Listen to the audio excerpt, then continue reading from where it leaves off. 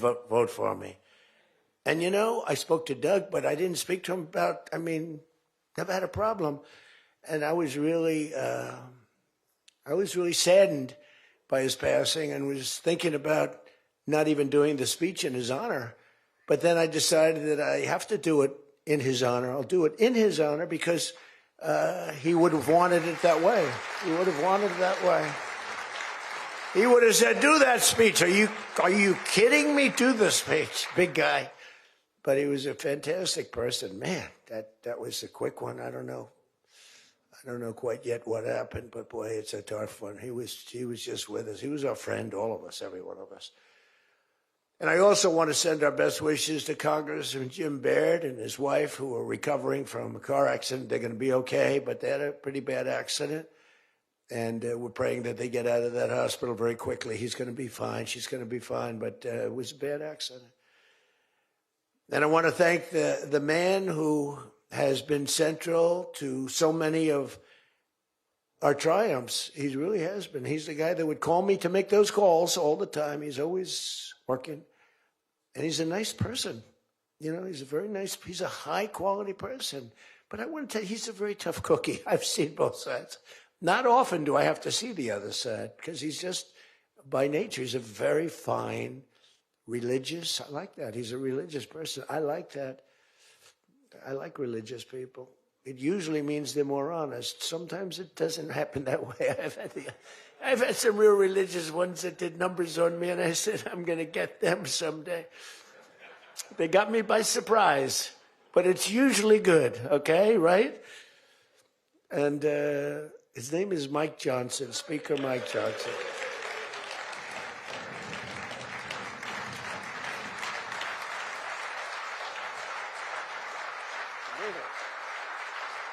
He has my complete and total endorsement. Stand up, Speaker. So, you know, but it is true. A lot of times they'll say, I wish Mike were tougher. He's tough. He's tough as anybody in the room, actually. But can't be tough when you have a majority of 3. And now, sadly, a little bit less than that. I mean, a little bit less than that, maybe. But you can't be Trump. You can't, I want you. You know, you make 10 enemies, 20 enemies. That's the end of that, right?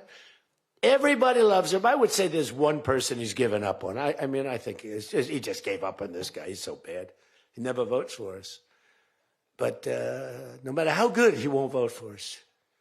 There's a sickness there. You know, there's something wrong. You can have the greatest bill, the greatest for the country. Forget about for Republicans. Great, great, great for the country. I'm a no vote. We don't even bother calling him at 3 in the morning, do we? Huh? But I want to thank another guy who's as tough as they come, because he went through something that none of us have gone through. I went through a little shot, but I get that throbbing feeling every once in a while. But what he went through was incredible. And that Steve Scalise, he got hit hard. Where's Steve? Steve.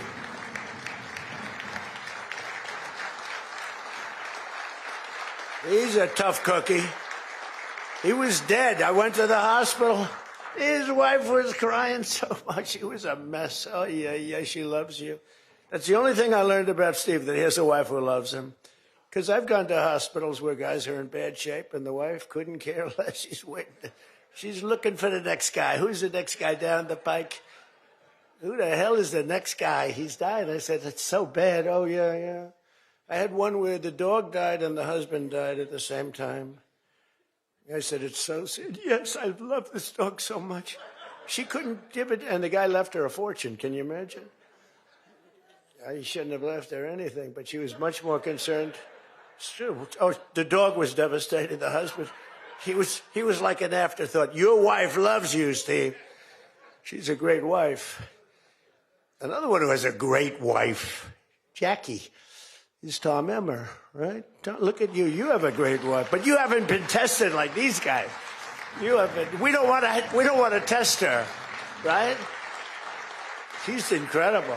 She's a strong, beautiful, great person. She's a great person. She actually liked me at the beginning when we were having little fights. We weren't even having fights. We just didn't know each other. We didn't know each other. And I heard he said something negative about me. He was sort of right about the subject, but you're not supposed to say ever, even though you're right. But Jackie was saying, I'm telling you, he's a great guy. He's good. He's going to be a great president, blah, blah, blah. She was fighting for me. And now I love this guy. He's great. She was right about both of us, I think, right? But Tom has been incredible. He's incredible at what he does. He's a great team player. Your conference chair, Lisa McLean, is so strong and powerful and beautiful. Thank you, Lisa. Thank you. Thank you. And I think their broadcast, we said we don't care if the press comes or not. So when I say that, that means that they're broadcasting all this, and I'm letting my feelings out because it's true. I feel that way about so many people in the room. I could say it about many of the people in the room. Some I don't know as well, but many of the people in the room. They're incredible people. You're incredible what you're doing. We also have another one, Richard Hudson, chairman, NRCC. Richard's always in there, always with a smile. No matter what's happening, Richard, he always has a smile. He's just a positive guy, smart and positive. Thank you, Richard. Really appreciate it. You do a great job. Republican Policy Committee Chairman Kevin Hern. Kevin, where are you, Kevin? Thank you, Kevin. Thank you. Did a great job. Every one of you got to be proud of yourselves. And basically the entire House Republican Conference. It's been really amazing what you've done. And we're going to give you some ammunition today. I said, I'd love to make a speech. The Speaker asked me, would you make a speech? I said, sure. You think Biden would do that? Would you make a speech? What? First of all, people wouldn't ask him to make a speech because it never worked out well, right? Could never find the exits. You finish, look, stare here, stare there, stare here. You could jump off the front if you had to. No matter what he did, he got himself into trouble. So basically, they didn't ask him to, but if he did, it wouldn't be good. But it's good with me because, we have so much ammunition. We have ammunition. The problem is the fake news. That's why I like being on. I'd much rather do live television than do non-live because, when they say, as an example in my speech, peacefully and patriotically to the Capitol, peacefully and patriotically. Do you know that the Unselect Committee didn't report it, that I said those words? Do you know that the news never reported the words walk or march peacefully and patriotically to the Capitol? Do you know they never reported it? It's a scandal. The Unselect Committee never reported that. They never reported that Nancy Pelosi was offered 10,000 soldiers, National Guard soldiers, whatever you want. No, I don't want them. And the mayor. The mayors were in writing. She was more honorable about it. But Nancy got caught when her daughter did a documentary. She's a documentariist. And she has her mother saying, it's my fault. I should have taken the soldiers or something. I saw that in the documentary. I said, whoa, this was a major story. Has she spoken to her daughter since that, But they just, they are vicious people, even on the attack. And it was an amazing military feat that took place yesterday. Think of it. An amazing military. The people are saying, well, thank you.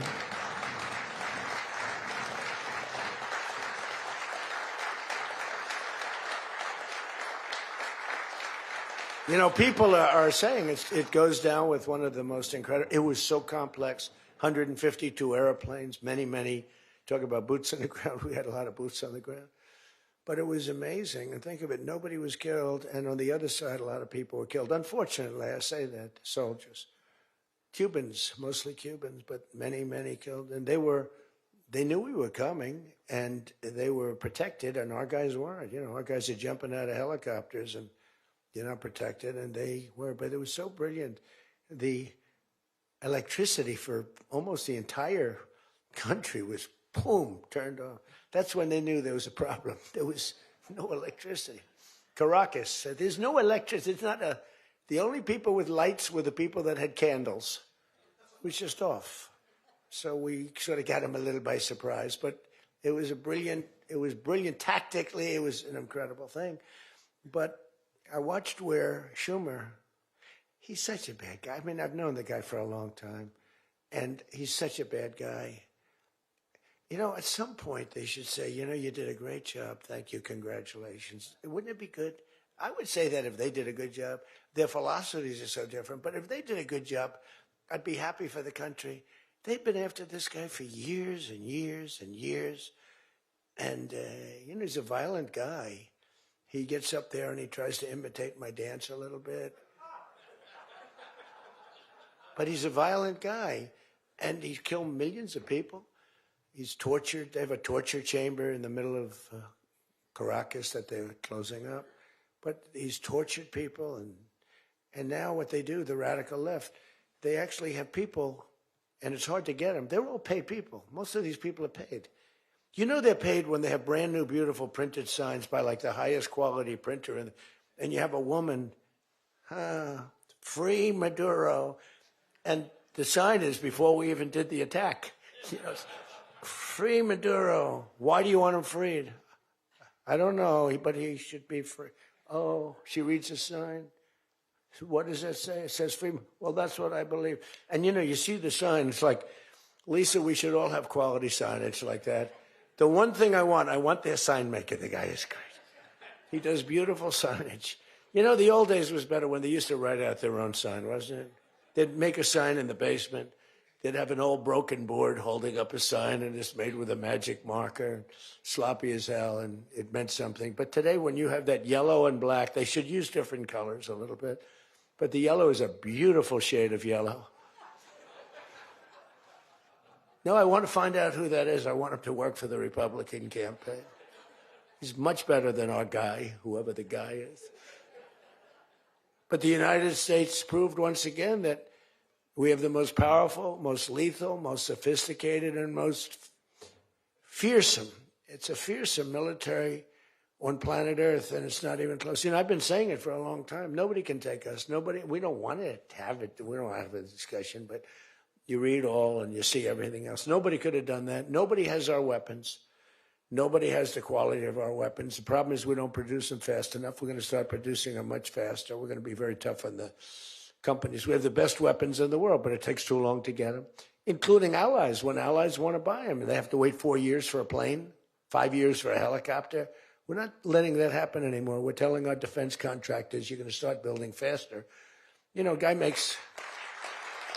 I have a big problem with it. I'm the king. I have sold more Boeings than any human being on earth. They gave me an award, Salesman of the Year. I said, what about Salesman of the in the history of Boeing? I've sold more Boeing planes than any man in history by far, probably over 1,000. Over 1,000 planes. I said, that's the good news. But why should they wait 3-4 years to get a plane? They should build them, get them immediately. The F-35s, it takes too long to get them. The Apache helicopter. I mean, I had India coming to me, sir, I've been waiting 5 years. We're changing it. We're changing it. India ordered 68 Apaches, and Prime Minister Modi came to see me. Sir, may I see you, please?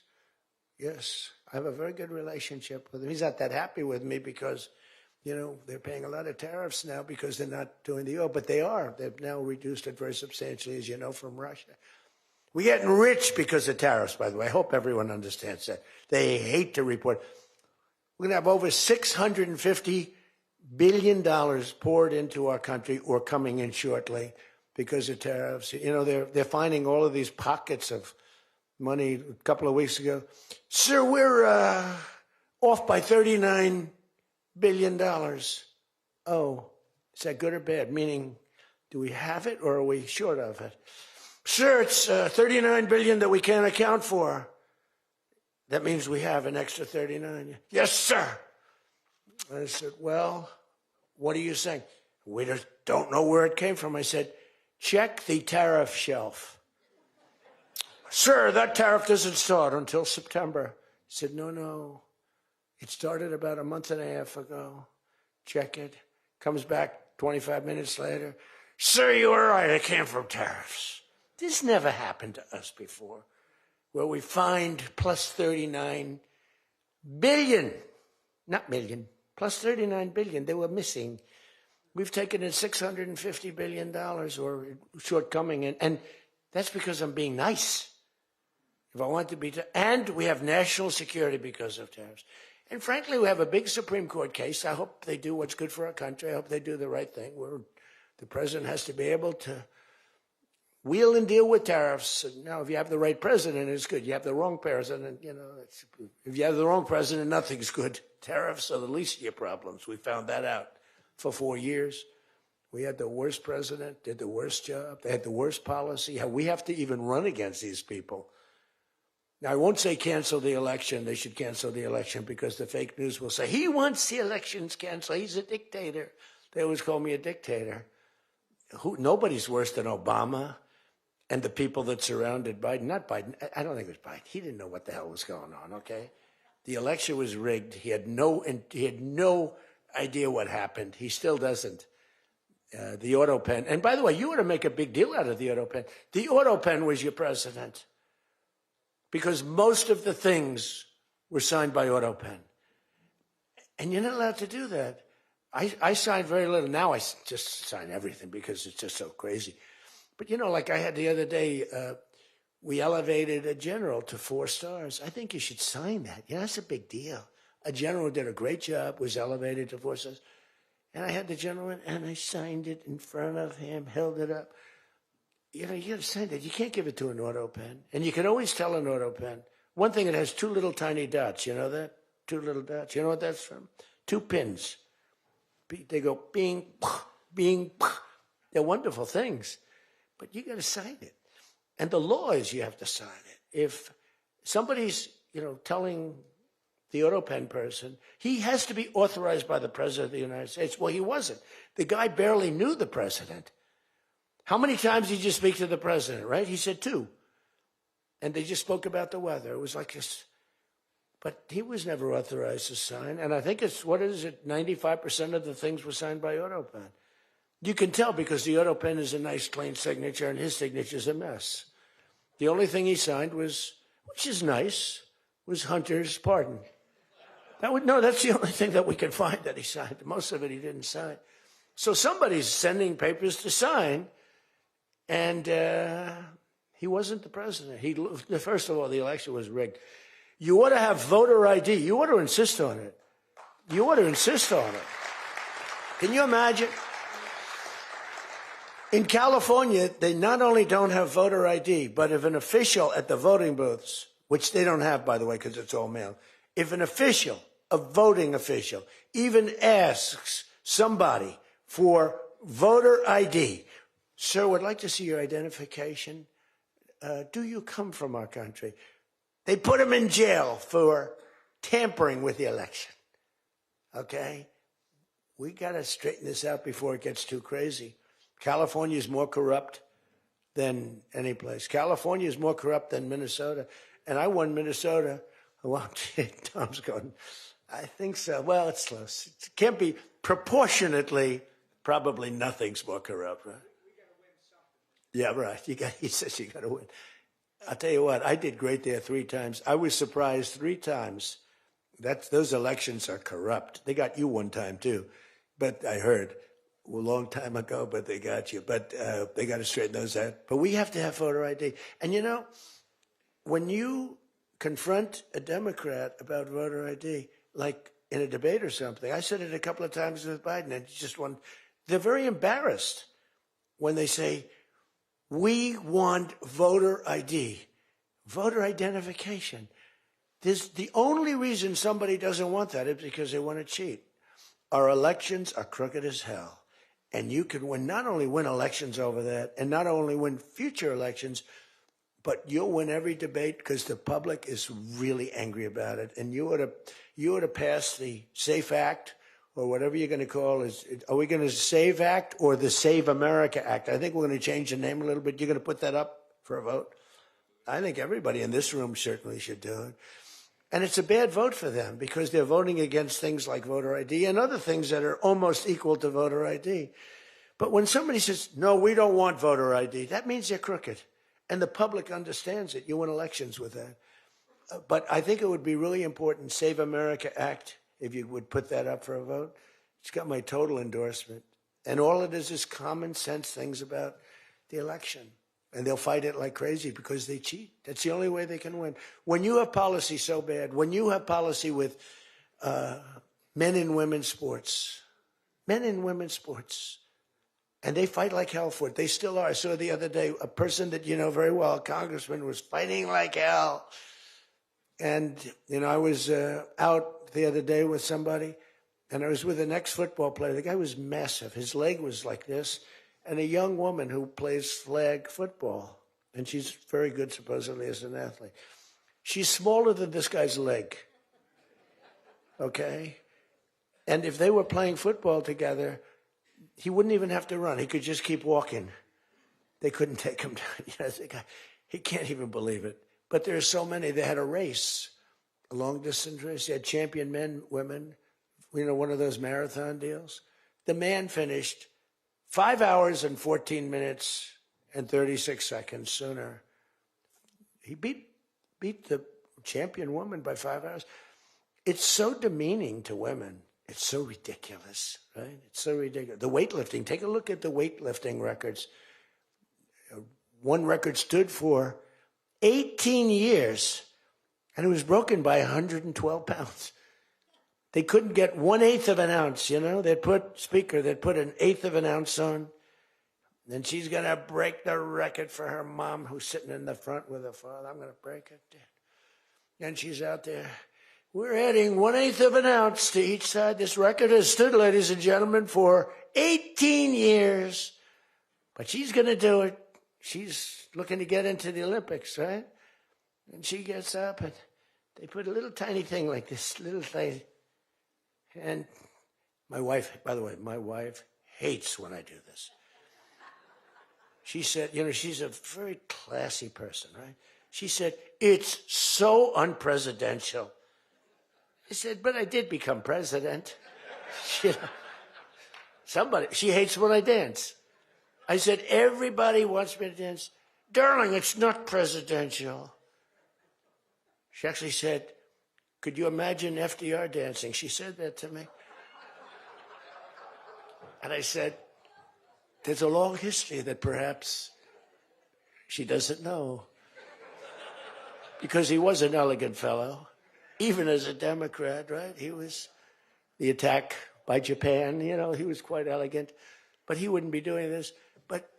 But nor would too many others. But she says, darling, please, the weightlifting is terrible.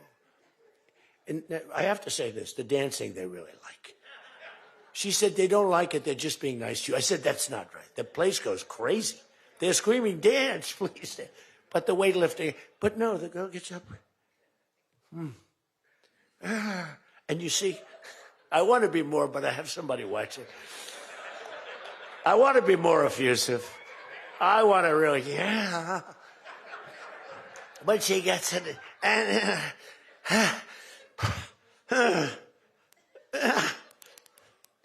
drops the thing, walks off the stage crying. Her mother's crying, her father's crying. Guy gets up. He said, have you lifted before? A little bit. And he walks up, bing. He could have gone ding, ding, ding, ding. I think it was 112 pounds, right? It's crazy. Or the beautiful boxer. They have boxing now. And that they have a young gentleman who transitioned. He was a very good boxer, but he wanted to be a woman, which is, you know, to each his own. Because I want to be very liberal when it comes to these subjects. I'm trying to get that vote. It's not an easy vote to get. It's very tough for me to get it. But he transitioned, and he transitioned. And the girl was a champion boxer from Italy, remember? She got up, first round. He hit her, boom, with a left. A left, for those, everybody here knows about. But a left, Lisa knows better than anybody. But a left is defense. He goes, boom. She's like, oh my. She walked to the corner, remember? She didn't go down, but she did everything else. But she said, I've never been hit like that before. I don't want to go out again. You can do it. You can do it. Bang.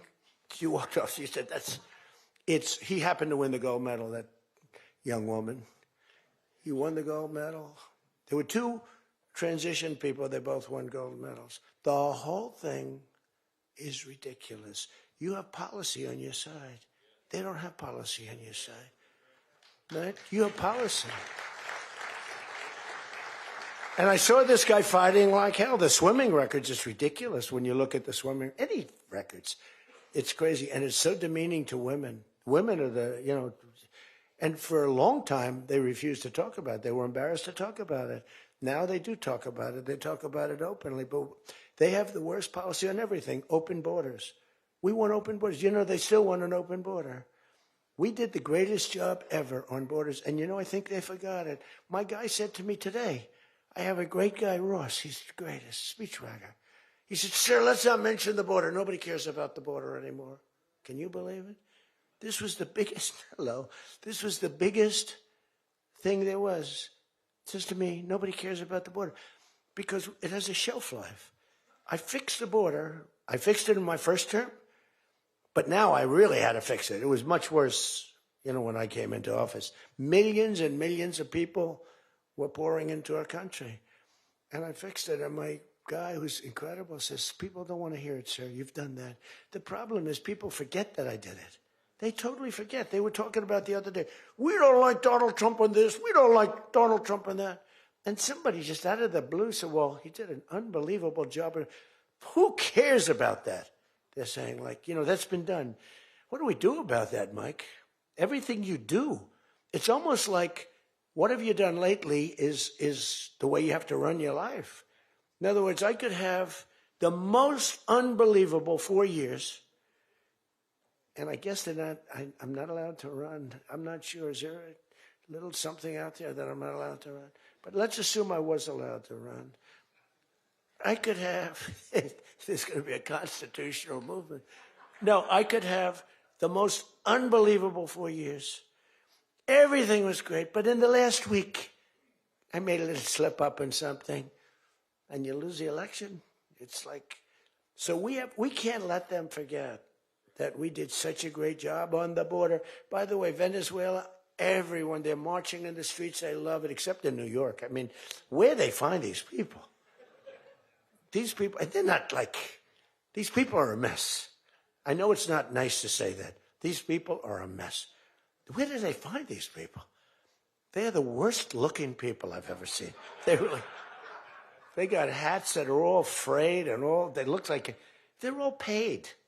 They don't even know what they're talking. When the reporters don't interview them because they know that it's, the press is so anti.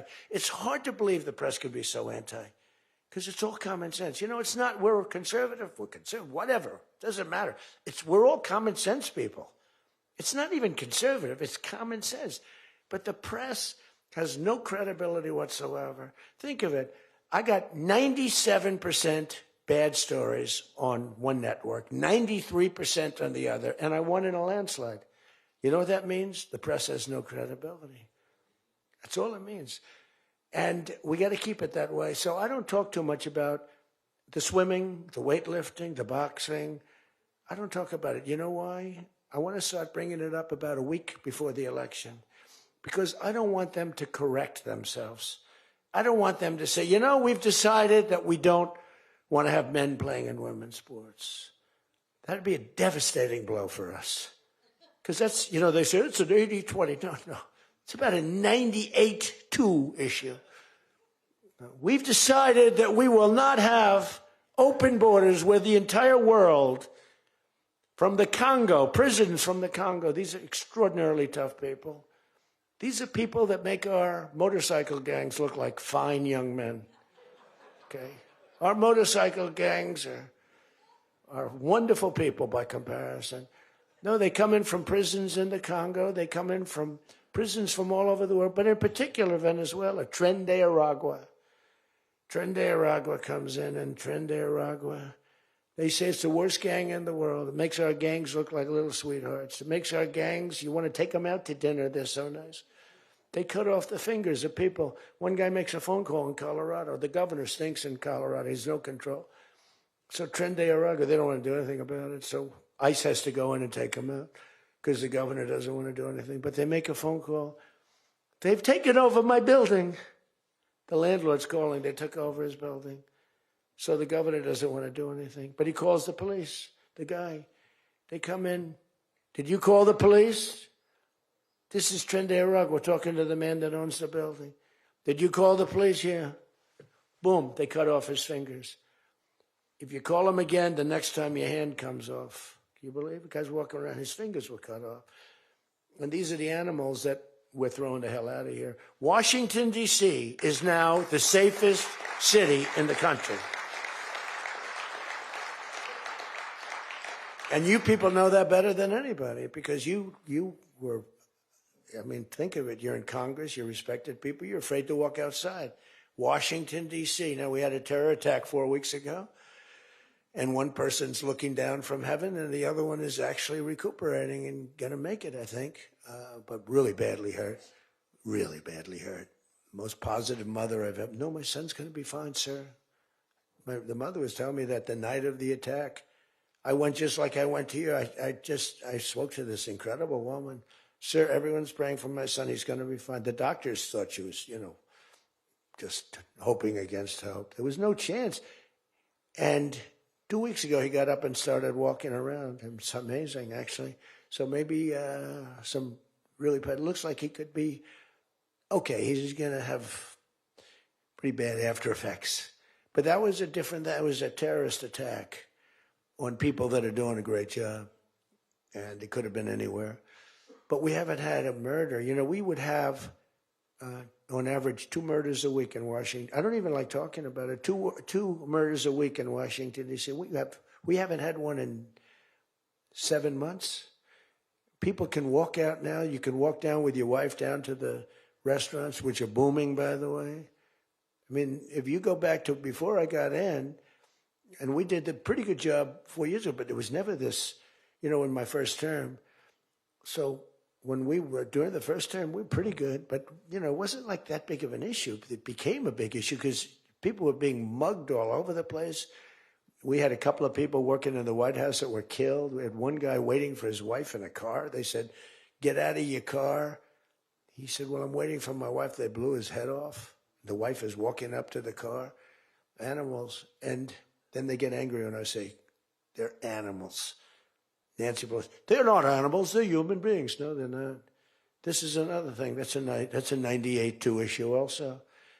No, they're animals, and we've taken them out. We've took out over 2,000 people, brought them back to their countries from where they came, or they're in prison now in Washington. Because it's not just like, you have to take the bad ones out. 2%, 3% of the population causes 90% of the crime. Think of it. 2% of the population in Washington, D.C. causes 90% of the crime. So when you get rid of the 2%, we took out over 2,000 people, got them out of the country or in prison. Some were so bad that we didn't want to send them back to their countries because they'll come back in, even though it's hard now, but they're pretty smart. They're sick, but they're smart. But you're now living in one of the safest cities in the country. It's a great thing. You can walk to the restaurants. Restaurants are booming. New restaurants are open. They were all closing. You wouldn't have had a restaurant. And I don't know about you, but to me, those soldiers standing there look so good. I'm not going to feel safe walking down the street without them. I don't think you would either. Even though, we took out so many criminals, I just feel better. To me, they're beautiful. I look at these soldiers, and you feel safe.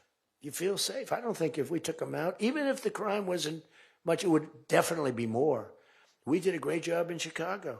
They don't want to talk about it. We, against all this slob of a governor, this stupid slob, the family threw him out of the business. He was a dope, and the Pritzker family.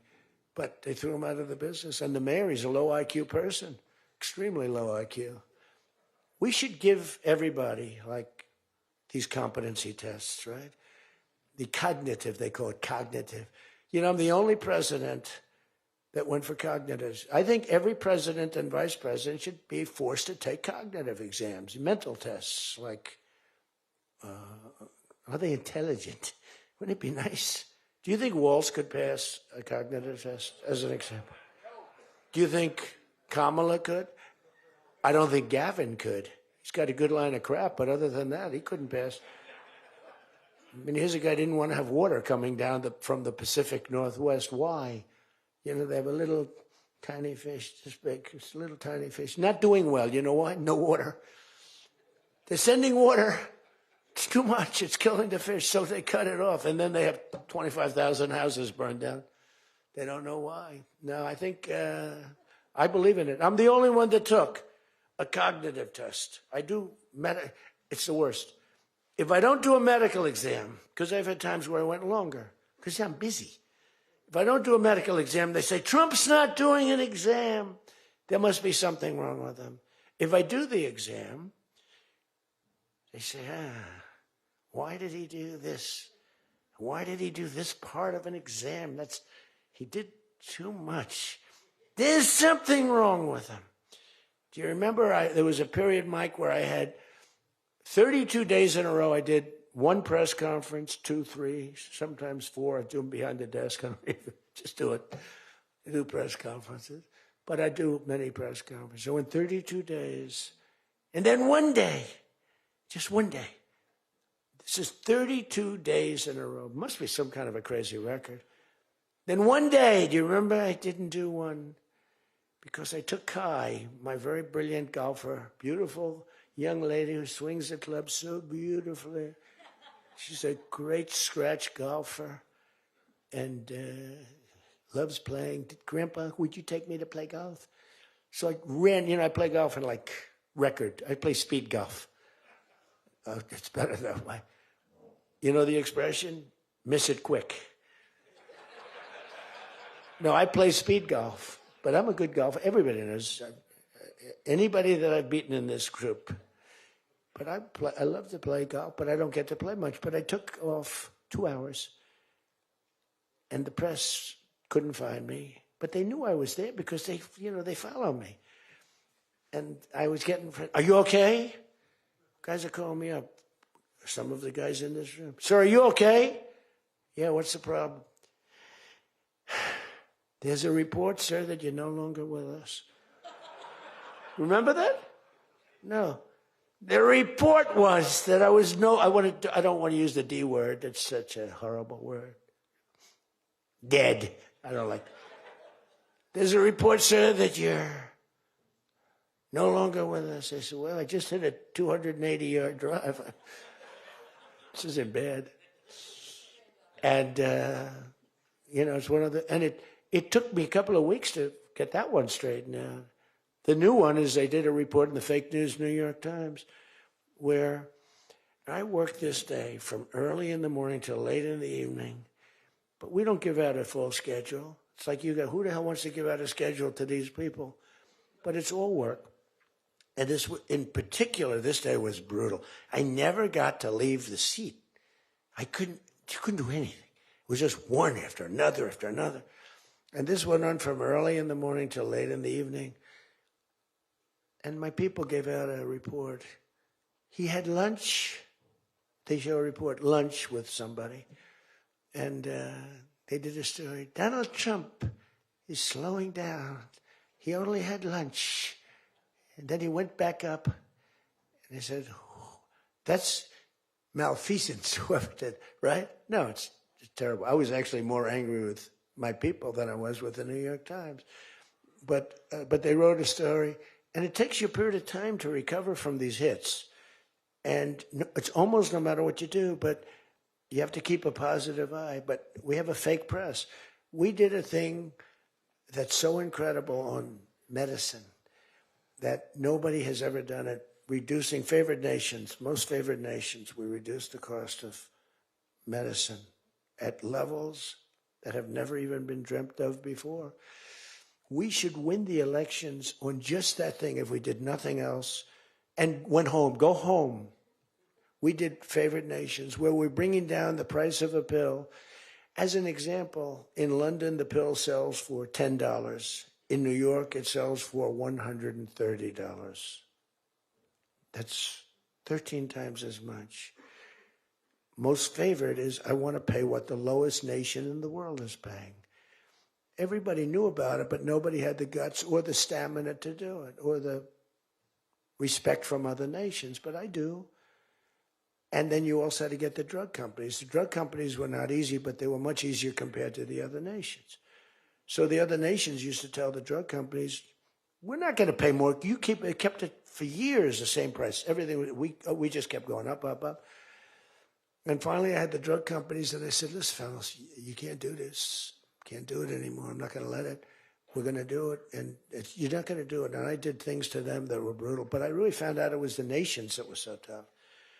So when France was told that the pill will go from $10 to $30, it's a big increase, right? But it's not really.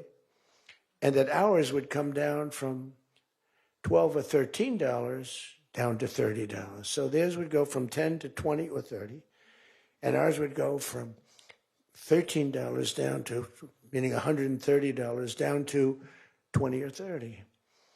So it's a huge drop for us. Now, depending on the way you calculate it, it could be thousands of percent down.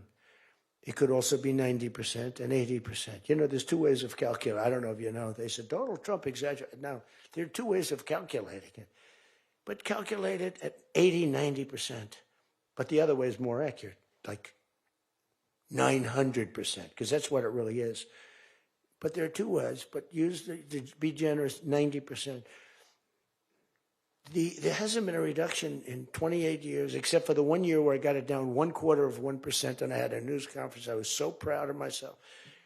The drug prices, prescription drugs, are going to be down by thousands of points, thousands. On that one item, you should win this election. The New York Times barely wrote about it. The other papers barely wrote about it. Nobody even knows that the drug prices.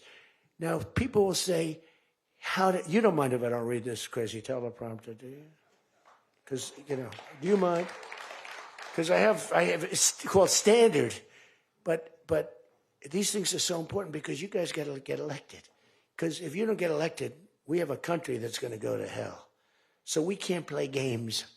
Ladies and gentlemen, the sun will rise tomorrow, and when it rises, we don't need this bullshit. We need to talk about favored nations. And your numbers are coming down at levels that nobody's ever seen. We inherited high prices. We inherited a mess. We inherited the greatest inflation in history. And you know what was knocking it down? The bad economy that we inherited. We inherited bad. We now have the hottest economy in the history of our country. We have $18 trillion being invested in the United States. You have, every one of you have car plants, AI plants, plants of all different types. Because of tariffs. I hope we get the good ruling from the Supreme Court. I only hope we do, because it's given us tremendous national security. So let me just finish up, because I weave. I love to weave. If you ever weave and don't come back to the point, then that's a problem. Then you say, but when you weave and you go here and boom, boom, boom, always coming back, then you're in good shape. But what's happening is, by doing what I did, we're getting numbers that are so low. But what did I do to the countries? I said, France, your health care for prescription drugs is going to go up triple. It's going from $10 a pill, just as an example. I called it the fat drug. You could say the fat drug, Ozempic. Ozempic is $80 in London, and it's $1,300 in New York. The fat drug. A friend of mine called me up. He said, what the hell is going on? A very rich guy, but I said, the fat drug doesn't work on you. Why are you even taking it? The drug has failed miserably, but he's a very loud, boisterous. He's not a bad guy, not a great guy, smart as hell. but he's a very rich guy. This drug, he could have paid millions for it. It wouldn't have mattered. But he said, in London, I'm paying $80. In New York, I'm paying like many times more than that. What the hell is that? That's because of what's happened, because the nations held us back. So the drug companies, I had made a deal with them. You're going to do it? They said, whatever the nations agreed to. The nations were a bigger problem than the drug companies. So I said, you tell me they'll never agree, sir. I said, 100% they will. 100%. They said, sir, the smartest guy, Eli Lilly, Merck, Pfizer, all genius. They're all making numbers you wouldn't believe. The defense contractors are making more. That's why I'm going to say, you're making $45 million a year and you can't produce a frickin' helicopter for 7 years? We're going to talk to them about that. But I said to the France, I called up, as an example, France, just as an example, I like him, he's a nice guy. Emmanuel, you know Emmanuel Macron? I love the French accent. Emmanuel. They said, listen, you're going to have to raise your prices a little bit because we're paying 14 times more than you. That's a lot, right? We're paying numbers. In other words, we're making up for all of this deficit. No. I don't know. I will not be able to. Mr. President, please excuse me. Most of the people call me Mr. President, except for people that don't respect me. They call me that, which there are probably a lot of them too. But they said, no. Putin calls me Mr. President. She calls me Mr. President. Emmanuel goes, no. We will not do that. Yes, you will, Emmanuel, 100%. Because I was told they wouldn't do it. And this is, you can take Emmanuel and add up Hans. You can add up Ludwig. You can add every name in the book. It's all the same. The answer is no. We're not going to double our drug prices. Not for you or anybody else. I said, yes, you are, 100%. We are not going to do it. No, you don't understand. 100%. You're going to do it and you're going to like it. They go, I don't understand. I've told you 5 times, why do you keep saying you're going to do it? Because I'm always right about, Trump is right about everything, right? I said, Trump is right about it. I have been right about everything. Got to keep it going. Is there wood up here? Hold it. I always like to, just in case. Trump was right about everything. And I said, so you're going to do it, Emmanuel? No, I'm not. I said, okay, here's the story, Emmanuel. If on Monday you haven't agreed to every single thing that we want, I'm putting a 25% tariff on everything coming out of France, including your wines, your champagnes, and everything else. No, you cannot do that. I said, I can do that, and I will do that. Even for national security, I'll do that. But this is for medical security. And 100%. Now, let me explain. The tariff I'm imposing on you is 42 times more expensive than what I'm asking for you in return. So you can either have a 25% tariff added on to you, like I did with China on fentanyl. I put a 20% penalty tax on China, and it's drying up, because the tax is far more than they make with fentanyl. But with the other nations, I said, you're going to do it. And you know what he said? You can't do that to me. I said, yes, I can.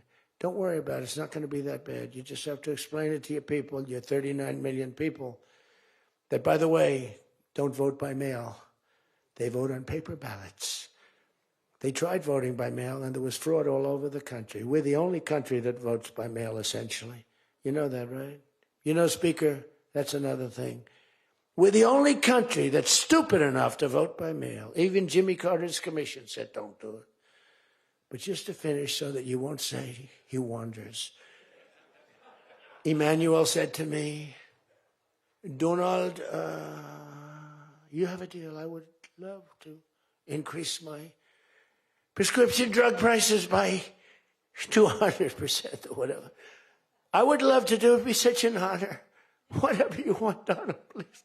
Don't tell the population. Please, Donald, I beg you. Every country said the same thing. No, we will not do this. Some were strong, some were very nice, some were rude. But they all said one thing: no, we won't. And within, I'd say on average, 3.2 minutes, they were all saying, we would be honored to quadruple our drug prices.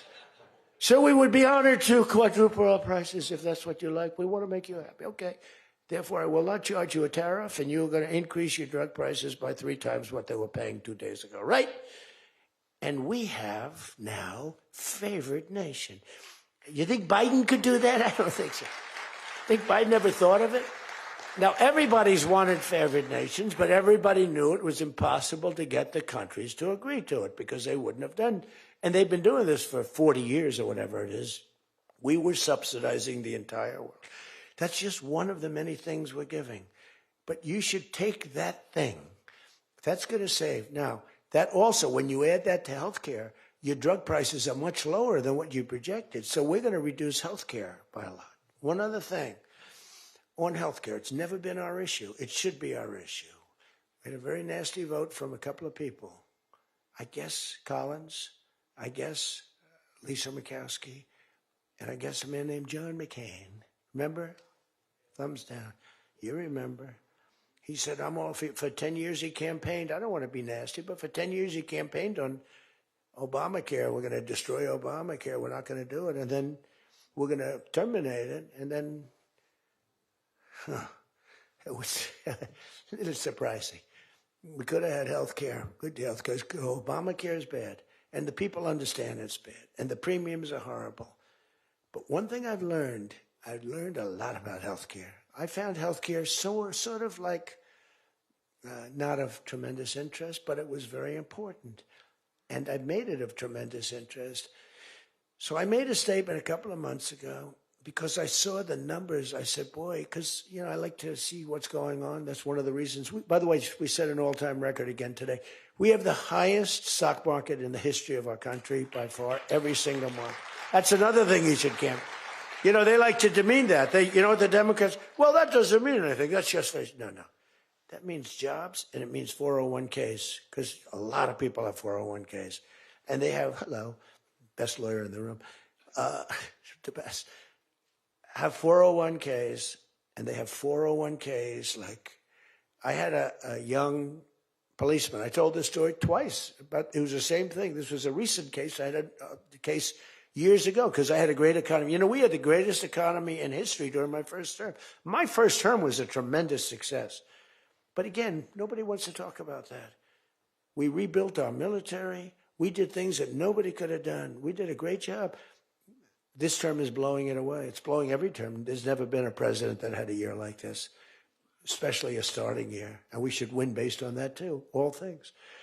But the 401k, so there's a policeman, and he comes up, and he was guarding me along with lots of other people. Sir, I want to thank you. What? My wife thinks I am the worst investor in the world. And for the last year, she thinks now I'm Warren Buffett. She said, you're smarter than Warren Buffett. You're a better investor than Mr. Warren Buffett, sir. I said, how's your 401k? It's doubled. It's going up. It's going up. I said, just relax. But 401ks are through the roof. Those are us. Those are the people. We have the highest stock market in history. 47 days out of 11 months. We have just a piece of the last month left for the first year. 47 days out of 11 months, we hit a new record. Well, we hit one last night. We hit another one today, I understand. But we hit one last night, a new record, brand new record. All exchanges, not just, Dow. Dow was up, but all of them. We have another record, that's the 47th time in 11 months that we've hit an all-time high. And the future, because we have more money coming into our country than any country has ever had by far. The record was about $3 trillion many years ago by China. We've got $18 trillion pouring into our country. You know why? Because of tariffs. Because if they build a factory, they don't have to pay any tariff. But if they make it in another country and they send it in, they have a very big tariff to pay. So they can't pay that tariff. So what they do is they come in and they're building. By the way, this is what China did to us for many years. It's just reversing it. Other than we have a great product. We were losing our product now. Tell you what, if I had lost this election, if you had Kamala, it's the same thing, Joe and Kamala, I call them equals. If you had Kamala come in, I believe that our country would have been Venezuela on steroids. I used to say that during the campaign. If I don't win, we're going to have Venezuela. So we have 18 trillion coming in. I think we could hit 20 trillion by the time the year is up, right? It's less than 1 year, 18 trillion. The record is $3 trillion. $3 trillion is a lot of money. 18 trillion is not even thinkable. That's all investment. That's building factories. That's building plants. You know how many car factories we have? Half of you guys are having car factories. Where you are, Louisiana is doing great. Georgia, right next to you, is doing great. Hello. Nice guy. All nice people. Actually, in this room, I can't see it. Is there anybody I'm supposed to dislike in this room? I think that a couple of people maybe didn't show up. There's only one that I really dislike. I mean, the same person that Mike gave up on, because there's something wrong with him. He's a sick person. But there's only one, really. The others, you just have to understand them. You know, they have some problems too. But you just have to sort of go with them and understand them, feel sorry for them, advise their family, are they okay? Because what we're doing is right. But $18 trillion, car plants being built. I was in Japan. Somebody admonished me. He shouldn't be traveling. I don't like to travel. But when I travel, I make a lot of money for the country, not for me. For me, I don't care. I have a much higher purpose. I have plenty of money. I don't need money. I don't want money. I want to make money for the country. And like I did with Intel. Intel came in. They had a problem. I said, I can solve the problem, but I think you should give the United States 10% of your company. He goes, whoa. I said, yeah, I think I can help you with the problem, but you got to give the United States, not me. Sometimes I'll say, give me, but when I say me, I'm talking about, I'd love to accept it, but I don't think that law enforcement would like that, right? I'm very cognizant of law enforcement, perhaps more than anybody in history. Actually, a friend of mine who's really smart said, you know, you've got to be the most honest guy in history. Because you have been examined, your books, your records. I have a big business. Every record. I had these Democrats hired the biggest accounting firms, the biggest law firms, the biggest. I went through years of abuse. And here I am. They didn't find anything wrong, remember? We want his tax returns for years. We want his. Finally, the Supreme Court, shockingly, I'm the only one. This couldn't happen to anybody else. You have to give your tax returns, right? I gave my tax returns. They're from here to here. It's a big business. It's a great business. And I built a great business, like much bigger and better than anyone even understands. But I gave my tax returns. They go from here to the ceiling practically. They got them. Headline, Trump to give tax returns. Supreme Court ruled I had to give my tax return. Can you believe it? Everyone said, you're not supposed to do that. And by fighting, they think you're trying to hide something. You know, naturally. I gave my tax returns. That's the last we ever heard. They hired the biggest accounting firm in the world, most powerful lawyers in the world. They spent millions and millions of dollars going over those returns.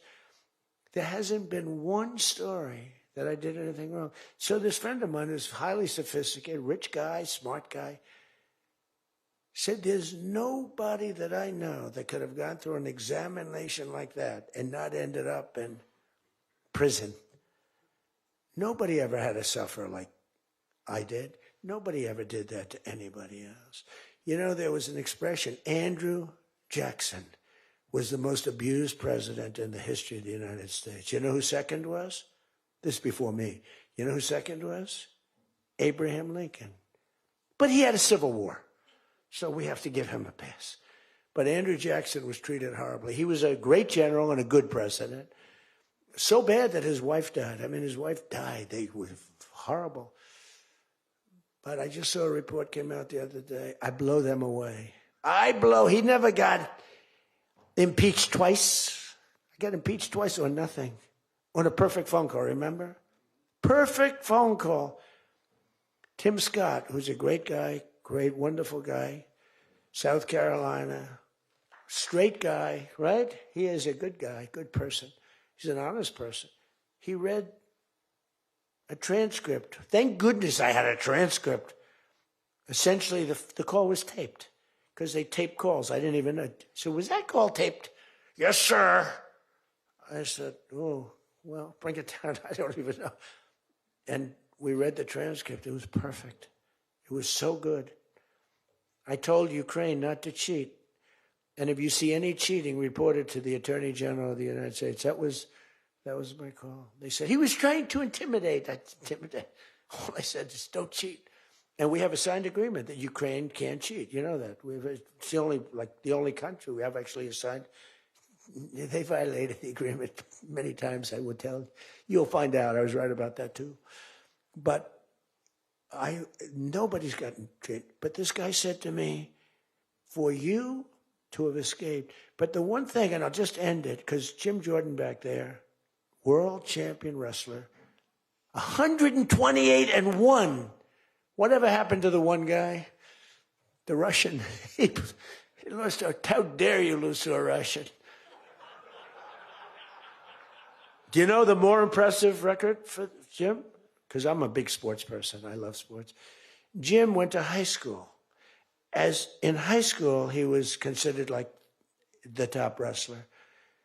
But he was undefeated in high school. Now, what that means is that as a freshman, he was beating seniors. Is that true? Were you actually undefeated? Seriously, were you undefeated in high school? That means as a freshman, he had to beat seniors, Steve. Nobody could, because there's such a difference between a freshman and a senior. To me, that's more impressive than anything. But I'm also impressed with his fight. Now we have to close the deal, Jim. We got to close the deal. Close that deal. So,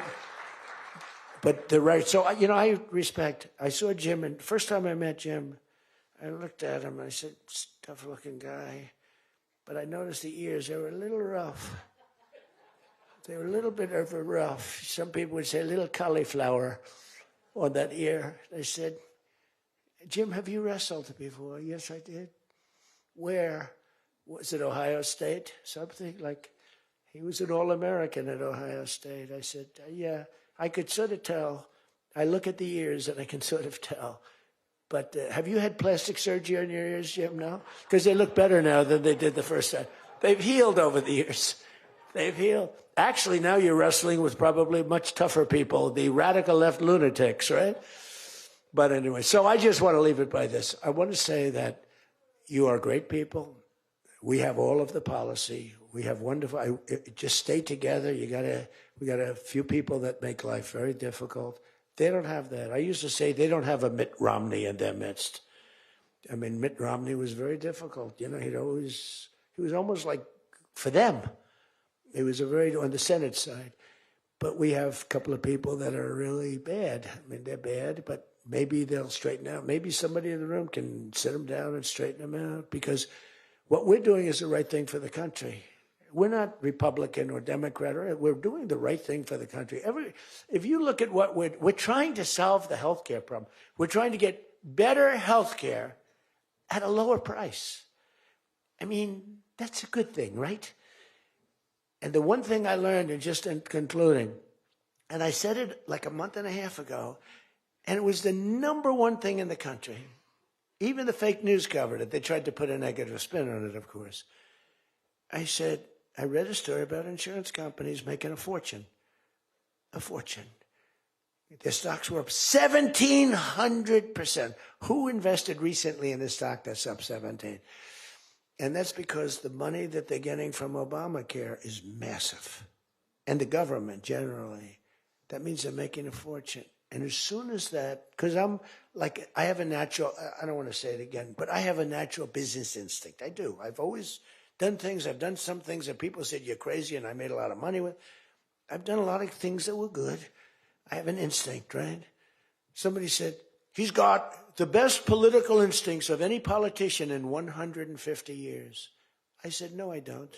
I really don't believe I do. I think I have good instincts. I have common sense. But they said that it was a very complimentary statement, but I don't believe that's necessarily right.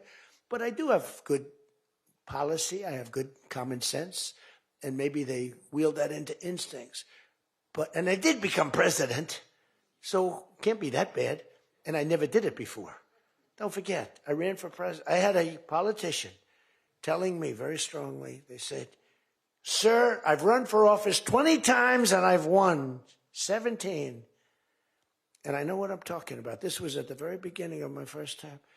I said, well, I've only run once and I won, but I won for president. He said, you got me on that one. He's actually sitting in this room right now, that son of a gun. He knows who I'm talking about. He was giving me a hard time, but he's turned out to be a decent person. Not the best in the room, but a decent person. He's not my favorite in the room, but he's decent.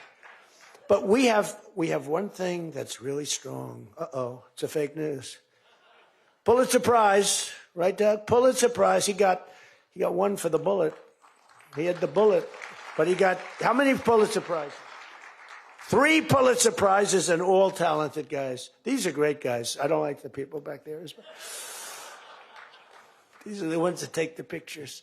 Make me look thin for a change, Doug. You're making me look a little bit heavy. I'm not happy about it. But one thing I did see and find out in the last 2 months, when you tell the people that we want the money to be paid to the people so the people can buy their own health insurance and health care, it's like, and I just said it, and I said it because I read a story on the front page of a certain paper that I don't even mention because it's so stupid paper, it's so bad, it's gone so far off the Wall Street Journal, I don't mention it. I refuse to tell you that it's the Wall Street Journal. They've lost their way. This is not the Wall Street Journal of old. But I read a story on the Wall Street Journal, and it said that the insurance companies are making so much money. They weren't demeaning them or anything, and I guess as an investor, you're happy.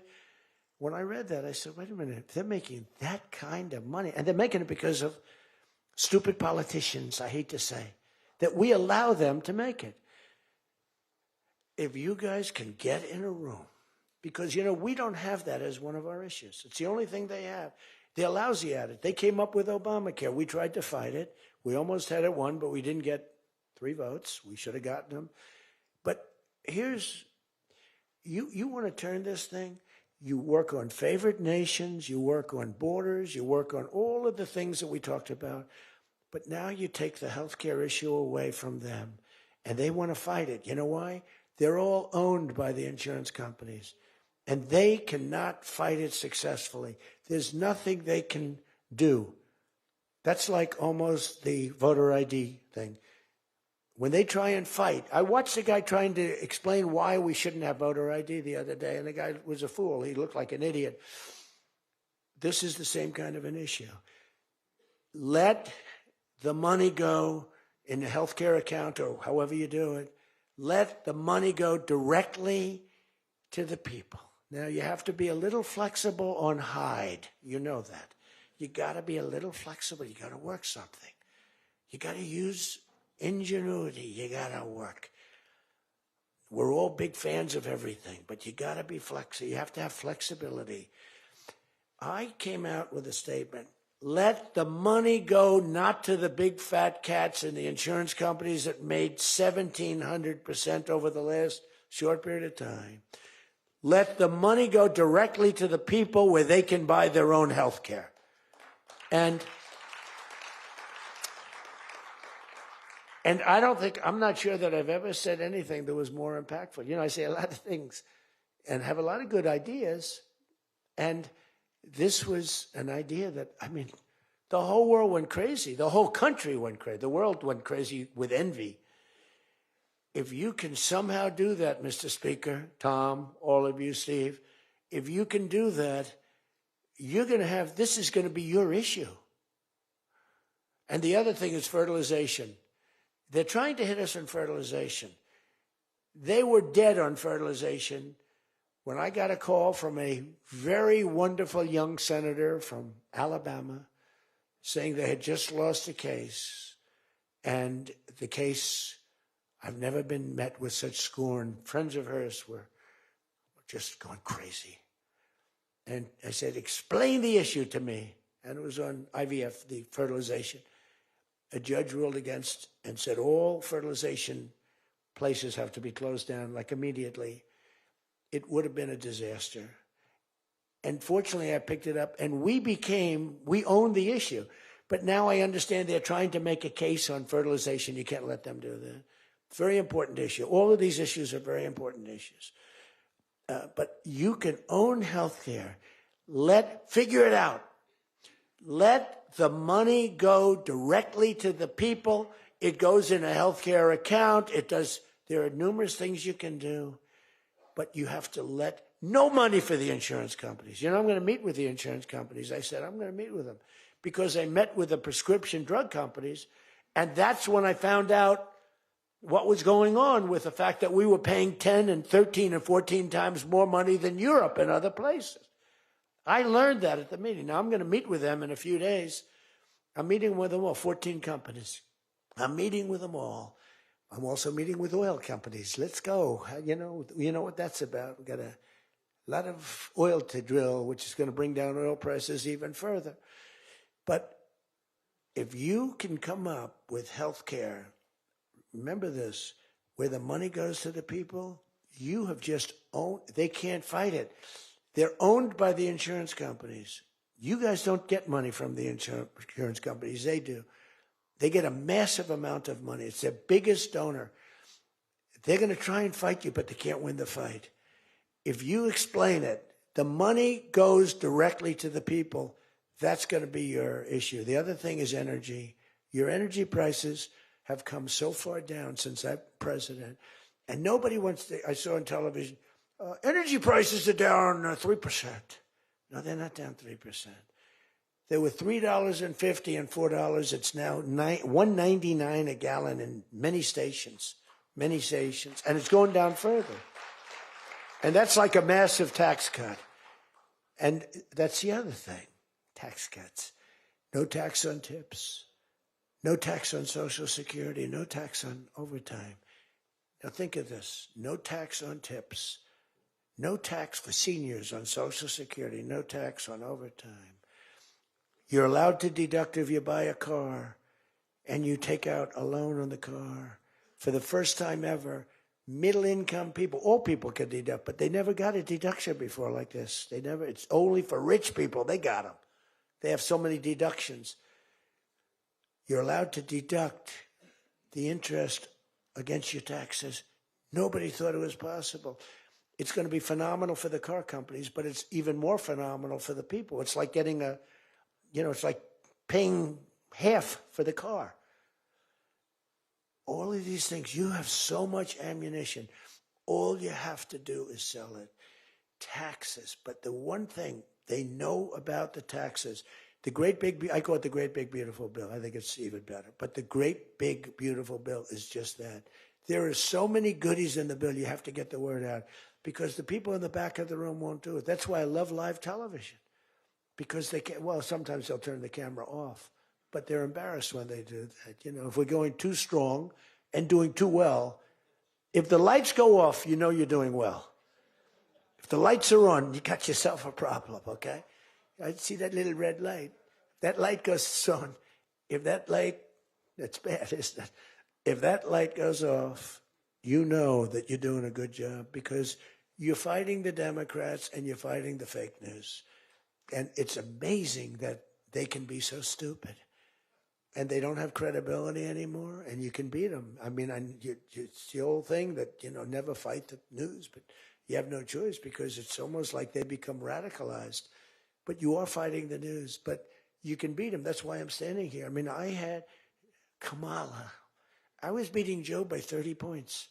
And then they changed him. That's like a fighter in the ring. He's losing. And they said, let's put somebody else in to take his place. Very unfair. They changed in the middle of the election. They said, he's going to lose, so let's give somebody else. And fortunately, she was just as bad as him. Probably slightly. I don't know. Would you say as bad or worse? Close. Pretty close. But it took 6 weeks. It was a honeymoon period. 6 weeks. It took 6 weeks to find out that she didn't have what it takes. But you got to win the midterms. Because if we don't win the midterms, it's just going to be, I mean, they'll find a reason to impeach me. I'll get impeached. We don't impeach them. You know why? Because they're meaner than we are. We should have impeached Joe Biden for 100 different things. They are mean and smart. But fortunately for you, they have horrible policy. They can be smart as can be. But when they want open borders, when they want, as I said, men and women sports, when they want transgender for everyone, bring your kids in, we're going to change the sex of your child. Just send them our way. In some cases, like in Minnesota, they don't even tell the parents. Is that right? And nobody believes it when I say it. I think we have 6 states. Nobody, am I correct? Okay, Tom Emmer said yes, so. But it's true. Where the kid comes back, they keep the kid. They operate on the kid. They don't tell the parents. It's not believable. We have great, solid, common sense policy. They have horrendous policy. What they do is they stick together. They never have a no vote. They impeached me. I never knew I was going to be impeached. I get a phone call. You just got impeached. I said, what does that mean? It took them 10 minutes. They impeached the president of the United States, who did a damn good job. I rebuilt our military, Space Force. I got everything. I did a lot. They impeached me for nothing, twice. For nothing. Fortunately, you were on our side, and we were unanimous. And the second time, the few people in this little group, like Rice and this, they're all gone. Every one of them is gone, except one that we're going to sort of let ride with. Some guy that has a state that you might as well just let him ride. But think of it, everyone's gone. Everyone's gone. It makes me feel so good. I don't want to feel vicious, but I'm so happy that everyone. And they're seriously gone, too. They lost in landslides. This guy named Rice, he lost by 48 points. Right? Remember him? Oh, no, there he is. What a job you did, Mr. Fry. Congressman Fry. I looked around for somebody. It's true, this was a good choice. We've made some bad choices, too, because you have to do it. I said, who the hell can run against this guy, Rice? It was a Trump plus 40 district. They had riots around his house that night. You know, he voted, I vote to impeach. And that night they had riots. So they said, who the hell? Just give me somebody. A warm body. And then, no, it has to be a living, breathing person.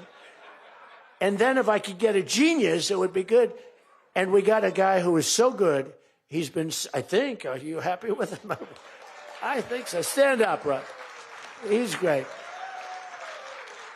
I said, where does he come from? He's like a senator, state senator or something. I said, all right. I spoke to him one time. I said, you're accepted.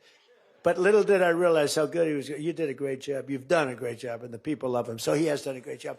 I just want to say this. I haven't read one word on this thing.